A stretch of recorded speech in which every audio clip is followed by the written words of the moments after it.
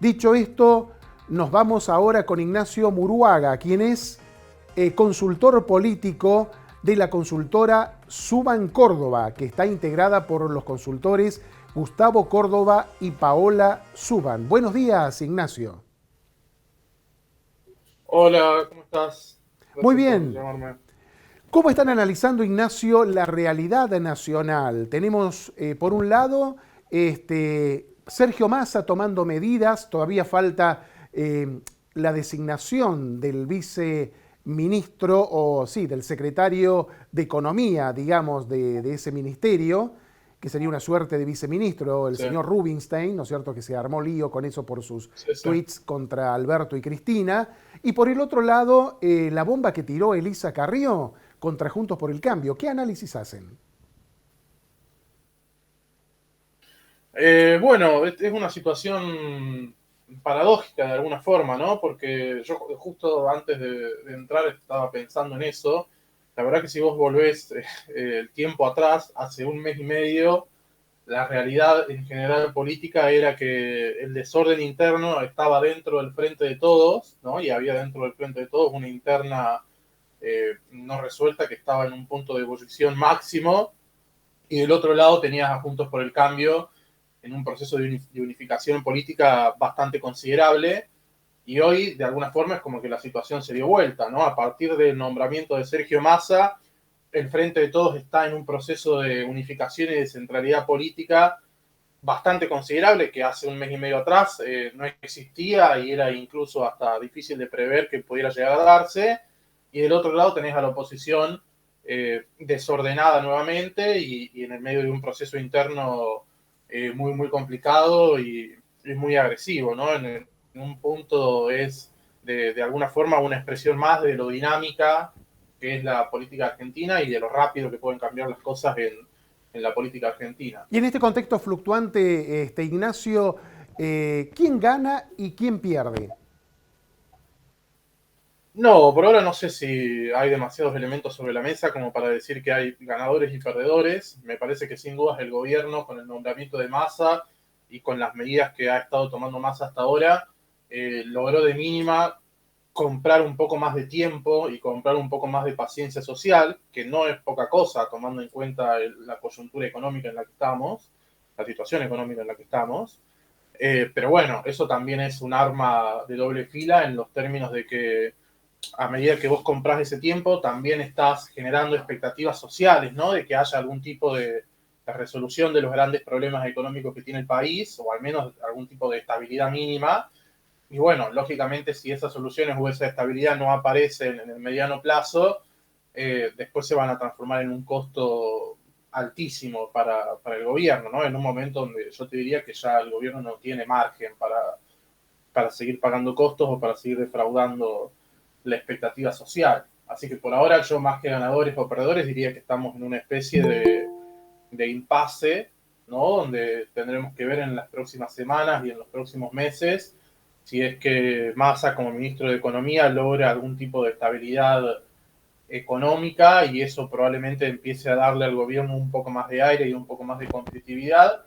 Y si eso no ocurre, bueno, seguramente volveremos a estar en un proceso en el cual la oposición, sobre todo Juntos por el Cambio, se consolida nuevamente. Ahora, te decía que en Juntos por el Cambio también lo manifestabas vos, sorprendió porque un poco la interna uno la seguía en el oficialismo y ahora aparece más marcadamente en la oposición a Lilita Carrió prendiendo el ventilador, a Gerardo Morales contestándole fuerte diciendo, bueno, vamos a ver cómo hizo la plata uno, cómo hizo la plata el otro y por qué no hablas de los negocios, entre comillas, de Macri y Larreta. También tiroteó fuerte en su réplica Gerardo Morales, gobernador de Jujuy y candidato presidenciable de la UCR. Juntos por el Cambio, eso es lo que te quería preguntar. Quizás se creía ganador por las declaraciones y por la inestabilidad en el oficialismo en el 2023. Ahora tiene que barajar y dar de nuevo. Sí, yo creo que el gran problema que hay en Juntos por el Cambio es que claramente hay una falta, digamos, no una falta de liderazgo, sino que hay un proceso digamos, de construcción de liderazgo que está inconcluso, ¿no? Hoy Juntos por el Cambio no tiene ninguna figura que por sí sola pueda ordenar la discusión interna, que tenga el peso necesario como para poder imponerse y ordenar la discusión interna, Entonces, en vez de eso, tenés esta disputa y estas discusiones entre distintas figuras que todas tienen algún tipo de peso específico considerable y que genera este caos, ¿no? O esta cuestión como, esta sensación de que es como que se están matando entre ellos en un proceso además de agudización, ¿no? En una interna que pareciera ser cada vez más agresiva y más violenta. A mí me parece que mientras ellos no logren resolver la discusión del liderazgo, sobre todo de cara al 2023 y de cara a la elección presidencial, entonces ese proceso de discusión tan agresiva y con tanto contraste interno se va a mantener y probablemente se va a agudizar, porque además, lógicamente, lo que sucede es que empiezan a imperar las lógicas más sectarias por sobre la lógica colectiva del espacio, de alguna forma, ¿no? Están todos los actores intentando cuidar sus ranchitos o sus cuotas de poder, y eso obviamente va en detrimento de la competitividad general del espacio.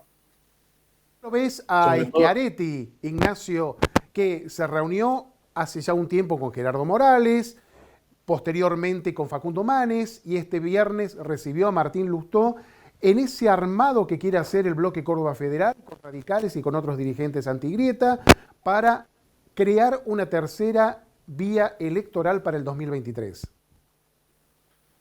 bueno, hasta ahora no hay, digamos, todo lo que hay sobre ese posible tercer espacio es más especulación que otra cosa, ¿no? No hay nada demasiado oficial, solamente muchas hipótesis que por ahí se trasladan en voz en off por parte de los distintos actores. A mí me parece que sin dudas hay en la Argentina un espacio vacante para una opción de ese estilo. Nosotros en nuestros estudios lo tenemos bastante medido. Hay casi un tercio de la sociedad que está dispuesta a votar alguna opción que no sea ni el Frente de Todos ni Juntos por el Cambio. O sea, hay algún tipo de expectativa social con respecto a que algo se configure desde ese lado. Pero bueno, hoy, digamos, sigue teniendo límites bastante grandes, sobre todo en lo que tiene que ver con lo territorial. Schiaretti es una figura importante, ¿no? Es uno de los gobernadores que mayor imagen positiva tiene dentro de su territorio, pero tiene el problema que han tenido históricamente muchas de las figuras de Córdoba que quisieron hacer el salto a la política nacional, que es que por fuera de sus territorios son muy desconocidas o no tienen una valoración positiva muy grande. Y bueno, digamos, es un problema o es un déficit que no es tan sencillo de resolver y sobre todo con tan poco tiempo.